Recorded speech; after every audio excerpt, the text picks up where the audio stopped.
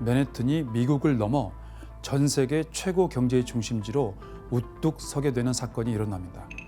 그 사건은 바로 1914년 제1차 세계대전이었습니다.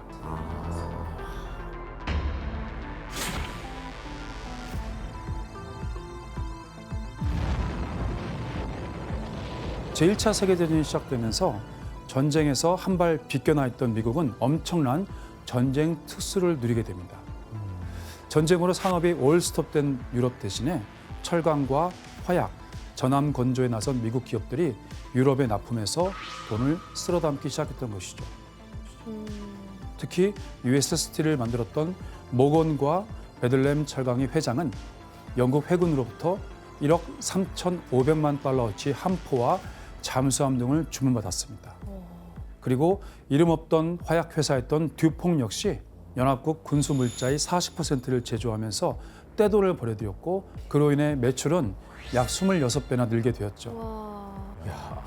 그래서 미국 기업들이 전쟁 특수를 누리자 월스트리트도 호황 국면에 자연스럽게 접어들게 됩니다. 얼마나 주가가 뛰었는지 우리가 한번 확인해 보도록 하겠습니다.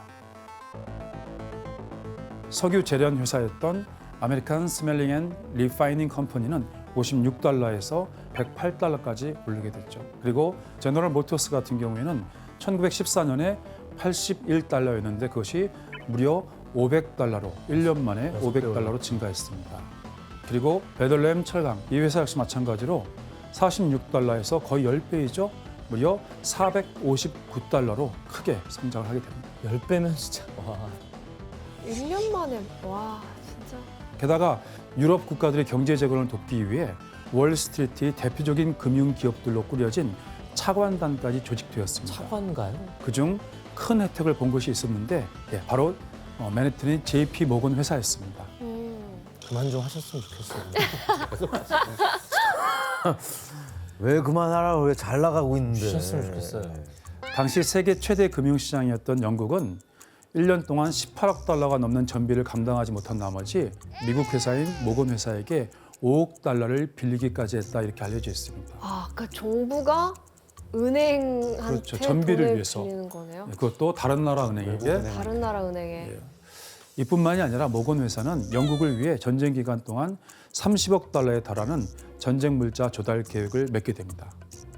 이건 1916년 미국 정부의 세수를 4배 이상 초과하는 대형 계약이었습니다. 아니 교수님, 맨하튼이 전쟁 특수를 아주 톡톡히 누렸네요. 그렇죠. 이를 계기로 전 세계 최대 채무국이었던 미국은 유럽을 호령하는 최대 채권 국가로 바뀌게 됩니다. 와. 저때 빌려줬어야 됐어. 뭐를요? 돈을요. 1차 세계대전에 살고 싶어요? 그리고 맨해튼은 막대한 자본력과 권력을 갖춘 금융 기업들에 힘입어 이제 세계 최대 경제 도시였던 런던을 제치고 드디어 오. 세계 경제 제1위 도시로 등극하게 됩니다. 1차 세계대전 덕분에. 와. 그렇죠. 바로 전쟁 때문이었습니다. 아니 뻘밭이었던 맨하튼이 이렇게 돼버렸네. 그 결과 전 세계에서 돈이 흘러 들어오는 맨해튼은 1920년대 그야말로 광란의 시대 그 자체였다 이렇게 이야기됩니다. 그 위대한 개츠비 네, 시대적 맞습니다. 배경. 맞습니다. 파티하고 막. 그렇죠.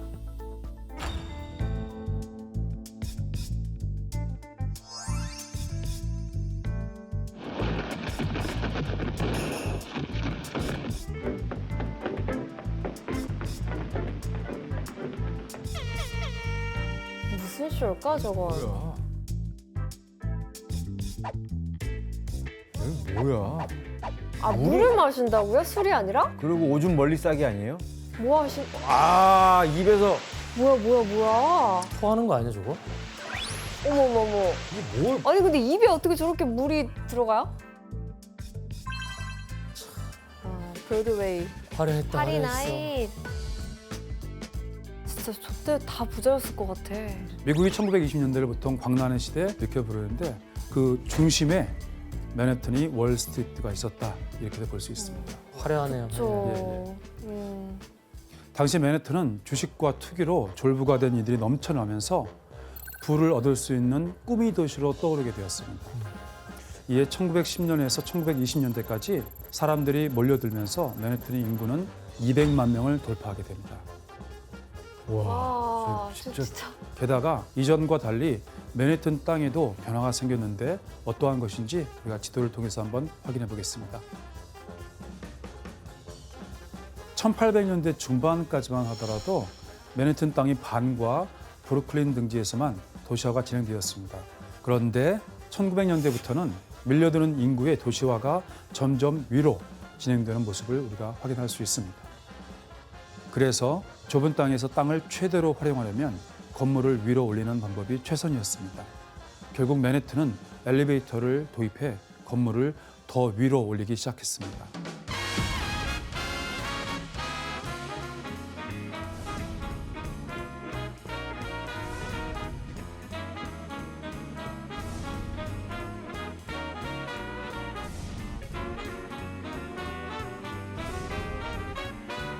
야, 저런 건물 하나만 있으면 진짜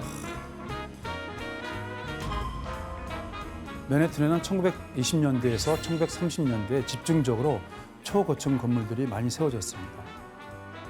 이렇게 올라간 초고층 건물에는 대형은행, 투자회사, 보험사는 물론 세계적인 금융기업들이 몰려들었죠. 당시 약 300개에서 한 500개 정도의 금융관련 기업들이 맨해튼에 몰려 있었던 것으로 추정됩니다. 그리고 이들이 입주한 세계 초고층 순위 기록은 새로운 건물이 세워지면서 계속 갈아치워졌습니다. 한때 세계에서 가장 높은 건물로 무려 102층의 381m의 높이를 자랑하던 엠파이어 스테이트 빌딩을 짓는데 얼마나 걸렸을까요? 102년. 102년이요. 네. 2년. 2년. 2년. 102년과 2년 엄청나게 차이가 나요. 아, 근데 진짜 빨리 순식간에 지었다고 들었어요. 심지어 2년도 안 된 아. 13개월이었습니다. 13개월이었습니다. 말도 안 된다. 혹시 한국 회사가 지었나요? 우리나라 회사들이 기한을 잘 맞추기로 엄청 유명하대요. 근데 이렇게 기간이 짧았던 이유가 있었습니다. 언제까지고 돈이 넘쳐날 것 같았던 맨해튼의 월스트리트에서 1929년 주가가 2개월 만에 무려 40% 이상 급락하는 사태가 일어나면서 대공황인가? 그렇죠. 바로 대공황이 일어났던 것입니다. 그래서 근데 대공황이 일어났다고 엠파이어 스테이트 빌딩 기간이 짧아져요? 이제 엠파이어 스테이트 빌딩이 건축할 당시가 마침 대공황이 막 시작되던 때였습니다. 그래서 좀 좋아. 대공황이 시작되자 길거리에는 실업자가 넘쳐났어요. 특히 일자리를 잃은 건설 노동자들의 임금은 전보다 더 저렴해질 수밖에 없었습니다. 와, 그러면 그들을 다 쓰는 건가? 그렇죠. 그래서 이렇게 매일 작업에 투입된 인원이 대략 한 3,400명 정도였다 이렇게 알려져 있습니다. 헬멧 하나 없이 저거를. 그러네, 헬멧도 없네. 그냥 배려만. 와, 저게 스턴트 어머, 쇼하는 거 같아. 어떡해. 아니 고소공포증 있으면 어떡해, 여기서 일을 못 진짜. 하겠다. 못하지 저거. 와. 이렇게 노동자들은 저렴한 임금으로 건설 현장에 투입되었고 때마침 건축 수요가 줄어들자 건축 자재값도 내려가는 바람에 엠파이어 스테이트 빌딩을 짓는데 불과 1년 45일이 걸렸던 것이고 그때 100층이 넘는 초고층 빌딩이 지어졌다 이렇게 이야기할 수 있습니다.